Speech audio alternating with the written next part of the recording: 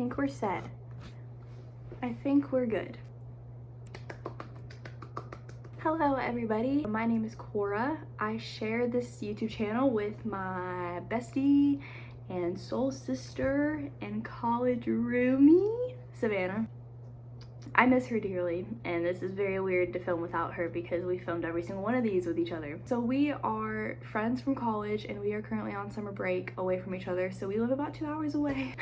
So we can't see each other, unfortunately. So we have to make our separate YouTube book recaps. Normally we'd be together and do these together, but unfortunately we can't this time. We started this channel because we have a book Instagram account, a bookstagram, if you will, and it's called Sav I Cora's Corner. We post all of our book reviews on there and we just talk about our book content on there. So if y'all want to follow that, it'll be in the description box. And then also if you want to see Savannah's May recap, she already posted it and it'll also be down in the description box. This is my May recap and it's not going to be as long as Savannah's recap because I read probably about half the amount of books she did. Savannah's just a faster reader than me and I take my time with books. But I did honestly have a good reading month. I felt very good about every single book that I read. I had a lot of 5-star reads this month, so I'm very excited. I guess I'll just go ahead and get into it. I do have a book journal with all of my stuff in there. So the first book I read, The Duke and I. It's a Bridgerton book. This is Bridgerton book number 1. And this became a series on Netflix and I watched the series and I loved the series. I'm all caught up. I love the series. My book is off. So I wanted to start reading the books so that way I could kind of compare, contrast. So I read this book first and honestly, I really enjoyed it. This is not a very popular book. This book is not one that people generally like to read. There's a specific scene in here that's very controversial. So I knew when the scene was gonna come, like I anticipated when it was gonna come, and whenever I knew that it was gonna happen in the book, I skipped over it completely and went to the next chapter. So I honestly did not read the controversial scene, but I really like this book without the controversial scene. I didn't want that specific scene to hinder my liking to this book, because if you read it without the scene, it's a great book. It's very similar to the series. The events in this book are different than what's in the series, but it's still very entertaining to read. It's still really good. I really enjoyed this book. So I'm very excited to read the rest of the series. I gave this 4 stars. The next book I read is Unhoneymooners by Christina Lauren. Now, I got this book a while ago and I wanted to save it for summer, so this was the first book I really read in summer. Honestly, I really enjoyed this book. This is my first Christina Lauren book. If you don't know, Christina Lauren are 2 different authors. I didn't know that until like a couple weeks ago, so that's kind of embarrassing. It's about these 2 people. It's a girl and a guy and they hate each other. The girl is the bride's sister and the guy is the groom's best friend. They absolutely hate each other, and at the wedding there's something that happens and the entire wedding party and all the guests get food poisoning. I think it was a seafood buffet that they had and they all got sick from it. The bride asks her sister to take the honeymoon with the groom's best friend. They hate each other, so this is like, what in the world? But it was a non-refundable honeymoon, so somebody had to go on it, so they decided to go on it together. You see them kind of turn from enemies to lovers. It's very summery. I really like this book. I really enjoyed the storyline. It's something different. I've never heard of a storyline like this, and it was so interesting. I flew through this book in like 2 days because I just couldn't put it down. It was so good. So I highly recommend this book for summer, for basically any time of year. This is a really good book. I gave this 5 stars easily. The next book I read, The Summer Getaway by Susan Mallery. I honestly love Susan Mallery as an author. Susan Mallery has become one of my favorite authors. She writes very well. I just randomly picked up her book one day in a library like probably 6 months ago, and I've read several of her books since. And this book was really good. It's one of her newest ones. I think it just came out like a few months ago, and I saw it at my library, so I picked it up, and it was so good, you guys. So good. It's about this mom and she is getting a divorce from her husband and she has this divorce settlement. She's been using it to live her life with her 2 children for the past you know, a couple decades. But she's starting to have financial troubles, and her divorce settlement is not working out for her anymore. She's starting to run out of the money, and also her children are having problems. Her daughter is a bridezilla, and her son just has no interest in going to college. She's struggling with not only her financial issues, her ex-husband issues, but she's dealing with her children as well. So she decides to go visit her great aunt in California at her big mansion, and she stays there to just get away from all her problems. She meets a guy, and slowly but surely, every single problem that she was trying to run away from follows her to this beach house. It's so much drama in it. It's so good though. I could sit here and talk about the book for hours just because so much happened in it. It's a dramatic summer read. I wasn't expecting it to be that dramatic, but it was so good. I literally could not put the book down because it was so interesting, and I had to find out what happened next. So I gave it easily 5 stars, and I recommend you go get this book right now. We're already halfway done. The next book, one I've heard about for a long time, and I finally got my hands on it. Christina Lauren's Love and Other Words. First of all, the cover is just pretty. They have another cover too. Honestly, I like this original cover better. But this is literally, I'm speechless about this book. It's about this girl named Macy. So she is engaged to this guy, an older man, and she's planning this wedding. She's happy with her life. She's a pediatric resident.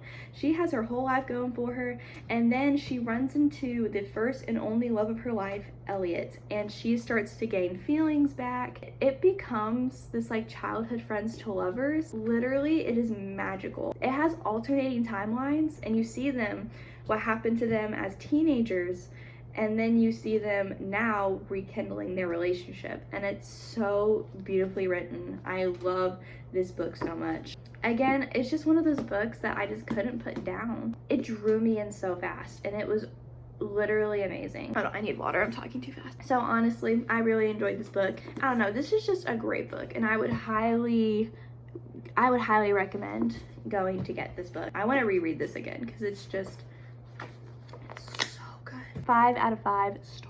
5 out of 5 stars. My next one is The Guest List by Lucy Foley. I wasn't a huge fan of this one, to be honest. I realized that I didn't have any thrillers this month. I normally try to read 1 or 2 true crime thriller books in the middle of all my romance and bubbly stuff. I picked up this one at my library. Savannah's read this too, and she rated it pretty good, so I'm like, okay, I trust Savannah's judgment. It wasn't a bad book. It was actually pretty good. One thing is, it's very slow. It was kind of also confusing because it was like alternating timelines. This whole book happened in the span of like 2 days.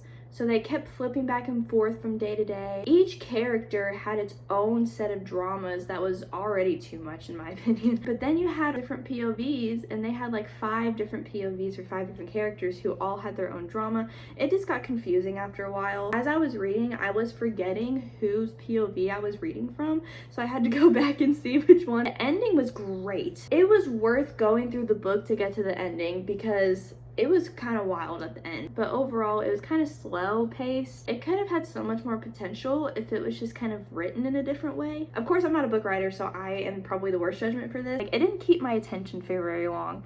I found myself looking on my phone like 5 pages into reading into the book, and then I have to go back and keep reading, and this book just took me forever to read because it was so slow and it didn't hold my attention very well. But the ending was really good, so because of the ending, I would recommend a try. You may not like it, but you know, I gave it a 3 out of 5, which I felt was very fair. For the longest time it was going to be a 2 out of 5, and then the ending bumped it up to 3.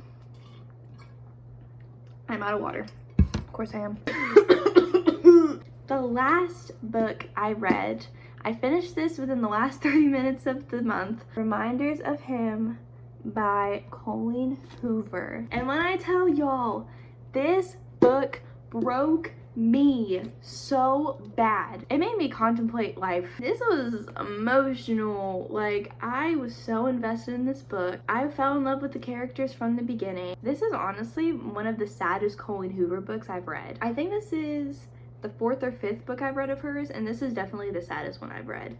But it's also one of the most popular, and it's very popular for a reason. It is so good. This story is basically about. It's about this girl, Kenna. The story starts whenever she gets out of prison after a 5-year sentence, and she moves back to the town where all of her drama happened, where her life changed, and she tries to rekindle her relationship with her daughter that she's never met. Her daughter's 5 years old. She is trying to go back to town and try to unite with her daughter and get her life back on track again. But of course, she did something really bad to land her in prison, and it just follows her everywhere. She meets this guy who I think is the best friend of her old boyfriend. They kind of form a relationship with each other. She later finds out that he is a direct line to her daughter that she's not able to contact or go see. It's really sad. It's a sad and depressing book because you see her just struggle. You see her struggle with life. And it is the saddest thing I think I've read in a long time. It just crushed me to the bone. I loved the ending, and the ending, so rewarding. I literally sobbed at this book. I had to call Savannah for emotional support because I could not handle this book. Like, it broke me to shambles. Because of that, I gave it a 5 out of 5. It was just so good. Again, Colleen Hoover's such a good writer. I'm never really disappointed in what she writes, and I think she just knows how to touch you. Like, she knows how to get these characters into your heart, and it's so crazy that her writing is so impactful like that. I would highly recommend this book. 5 out of 5 stars. Go read it right now. I think that's the end. I did it! And I told you it was gonna be shorter than Savannah's because I didn't read that much. I really liked the books I read, and I think this was a really good reading month for me. My average rating was 4.5, which I think is pretty good. I'm very happy with that. That's the best book month I've had in a while. Yeah, should I go ahead and make a thumbnail right here? Let me go ahead and make a thumbnail right here really fast. Okay, y'all give me advice. How should I do this? I'll find one of those somewhere. I hope y'all enjoyed this video. If you haven't already, go see Savannah. May wrap up. It is now June, guys. Halfway through 2022, I can't. Also, go wish Savannah a happy late birthday. She turned 21 this past month, so go say happy late birthday. So I hope y'all enjoyed this video. If you did, give it a thumbs up. Subscribe to our channel. Go follow us on Instagram. Here's the handle right here. Hopefully we'll see y'all soon. Thanks for watching.